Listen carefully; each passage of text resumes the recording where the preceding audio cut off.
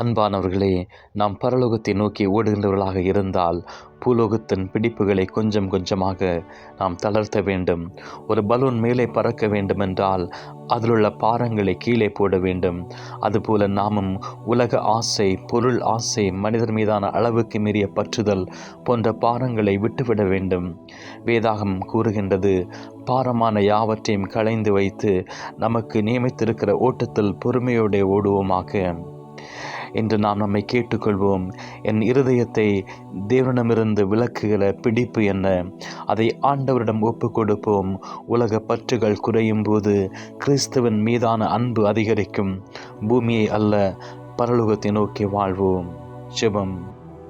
அன்பின் பரலோக தகப்பனே, உம்மை விட அதிகமாக நான் நேசிக்கும் எல்லா காரியங்களின் பிடிப்பையும் தளர்த்தி பரலோகத்தை நோக்கி ஓடுகிற வாழ்க்கை எனக்கு தாரும். ஆமென்.